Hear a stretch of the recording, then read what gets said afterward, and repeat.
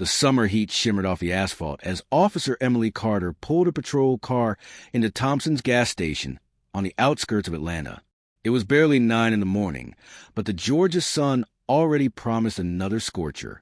Max, her Belgian Malinois partner, sat alert in the back seat, his amber eyes scanning their surroundings with practiced precision. Just another routine stop, or so Emily thought. The young attendant was wiping down the fuel pumps, his movements mechanical and distant.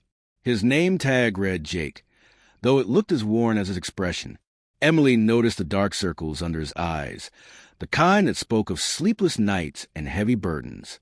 As she stepped out of the car, Max's demeanor changed instantly. The first bark caught everyone off guard. It wasn't Max's usual alert bark, the one Emily had learned to trust during their 3 years together. This was different, urgent, almost desperate.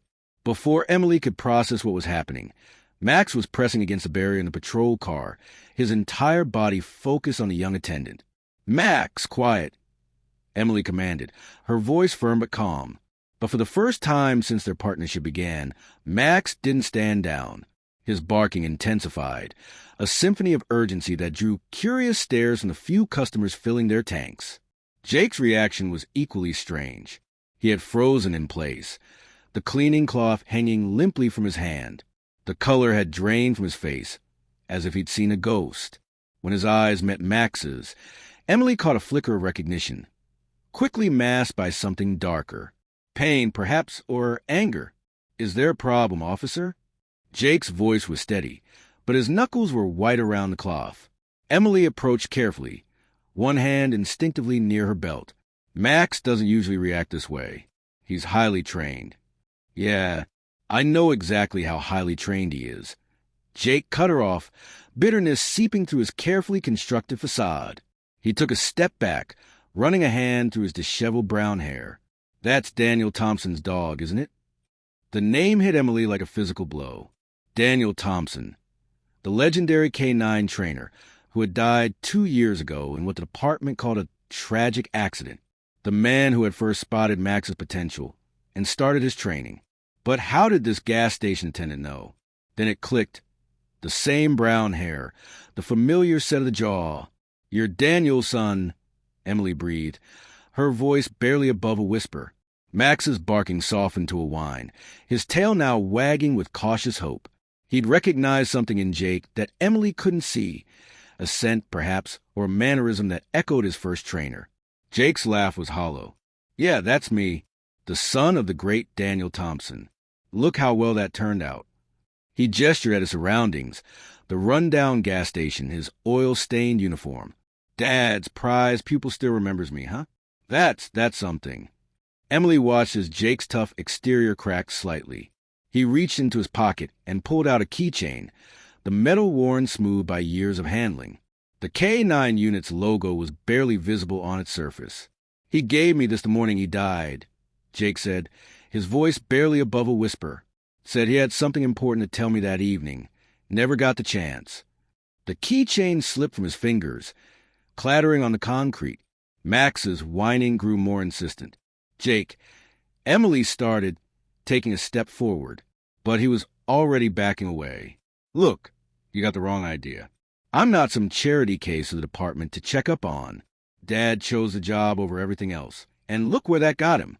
His voice cracked on the last words. Just keep that dog away from me. I don't need any more reminders." As Jake turned to flee into the station's office, Emily caught a glimpse of something in his eyes. Not just grief, but fear. Max's behavior, Jake's reaction, the keychain with its hidden significance. Nothing about this felt like a routine stop anymore. Emily knelt to pick up the keychain, its weight somehow heavier than it should be. Max had finally fallen silent, but his eyes remained fixed on the office door where Jake had disappeared. In the distance, a truck's horn blared, snapping Emily back to the present moment. But as she stood there, holding the small piece of metal that connected past the present, she knew with absolute certainty this was just the beginning. What had Daniel Thompson been trying to tell his son that final day? And why did Max, who had been little more than a puppy during his initial training, react so strongly to Daniel's son? The question swirled in Emily's mind as she walked back to the patrol car, the keychain secured in her pocket. Behind her, the gas station stood silent under the merciless Georgia sun, its weathered walls holding secrets that were finally starting to crack. Max settled in the back seat, but his eyes never left the station's office. His earlier urgency had transformed into something else, determination. Emily had learned to trust her partner's instincts. And right now, those instincts were screaming that there was more to Daniel Thompson's death than a simple accident. As she pulled away from Thompson's gas station, Emily made a decision. This wasn't just another routine patrol anymore. This was personal, for Jake, for Max, and now for her. Whatever truth lay buried in the past, it was time to dig it up, no matter the cost. The gas station shrank in her rear-view mirror, but its mysteries had only begun to unfold. In the back seat, Max let out a soft whine, as if remembering something from long ago, or perhaps, Emily thought, he was sensing something about what was yet to come. Emily couldn't shake the image of Jake's face from her mind as she sat at her desk that evening, the old keychain lying beside her computer. The bullpen was nearly empty, most officers having headed home hours ago. But the mystery of Thompson's gas station kept her glued to her chair. Max lay at her feet, occasionally lifting his head to look at the keychain, as if it held answers to questions neither of them could voice.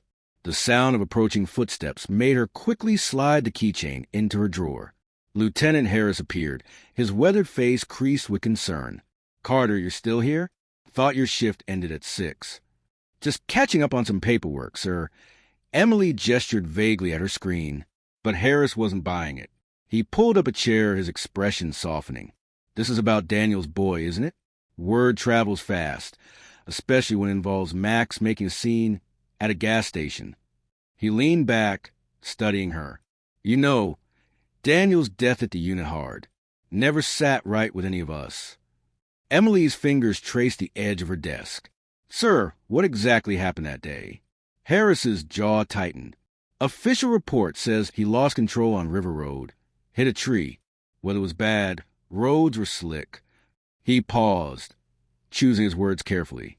But Daniel had driven that road 1,000 times. He was supposed to testify at an internal affairs hearing the next morning. The revelation hung in the air like smoke. Emily's mind raced back to Jake's words. "Dad had something important to tell me." Before she could press further, her phone buzzed, an unknown number, but the area code was local. She answered, keeping her voice professional. "Officer Carter." "Emily, it's Jake." His voice was barely a whisper. I need you to come to the station. Now. And bring Max." The tremor in his voice sent a chill down her spine. "Jake, what's wrong?" "Someone's been in Dad's office. The one I never cleared out. They left a message for you." Emily was already on her feet, signaling Max to follow. Harris caught her arm. "Carter, whatever you're about to do, be careful. Some doors, once open, can't be closed." The drive to Thompson's gas station seemed to take forever, even with the light evening traffic. Max sat tensely in the back, more alert than she'd seen him in months. The station's fluorescent lights cut through the gathering dusk, creating pools of harsh white light in the empty lot.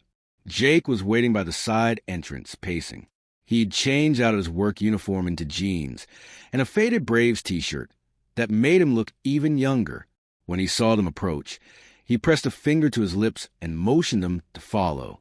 The back office was exactly what Emily would expect from a small gas station, except for the door hidden behind a tall filing cabinet. Jake pulled it aside with practiced ease, revealing a smaller room beyond. "Dad's private office," he explained. He'd come here to work on special cases, things he didn't want at home or at the precinct. The room was a time capsule. Case files lined one wall, training schedules another. A worn leather chair sat behind a desk cluttered with papers and old coffee cups. But what caught Emily's attention was the bulletin board above the desk. Someone had rearranged the photos and papers into a pattern, with a single playing card, the ace of spades, pinned in the center. "I found it like this an hour ago," Jake said, his voice tight. Dad used to say the ace of spades was a calling card for her. A sudden crash from outside cut him off.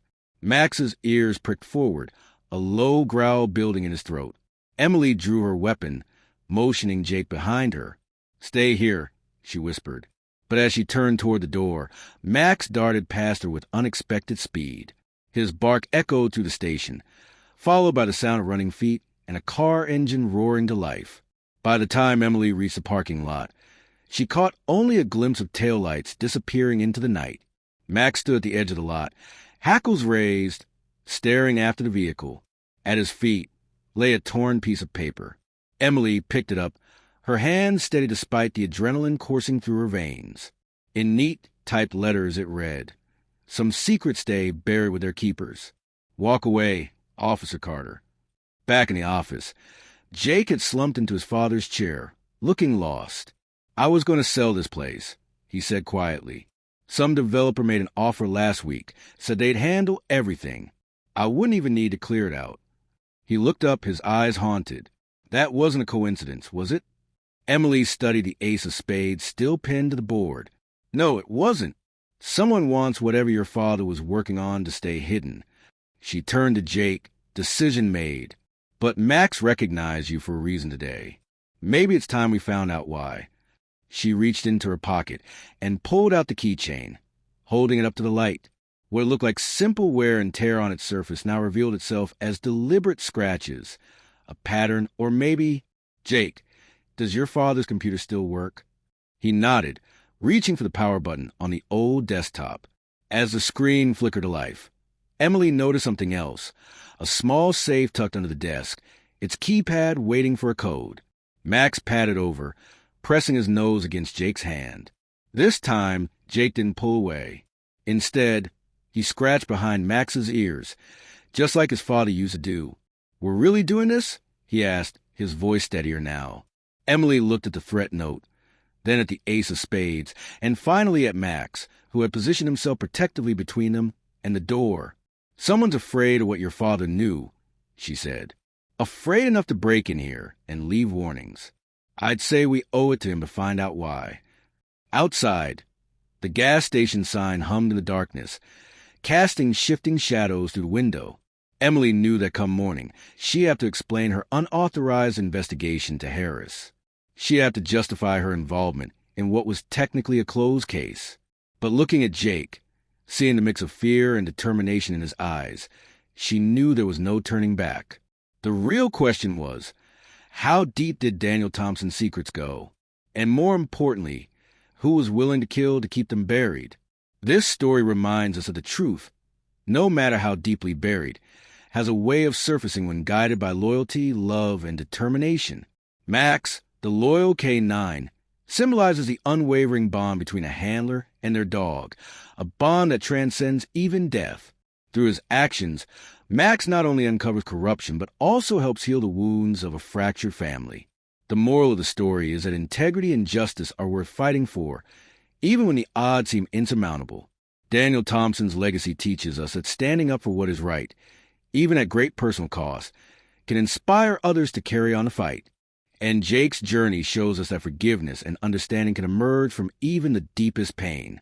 In the end, the story is a testament to the power of loyalty, the importance of truth, and the enduring strength of love, whether between a father and son, a handler and their dog, or a community fighting for justice. Some bonds are unbreakable, and some truths refuse to stay buried.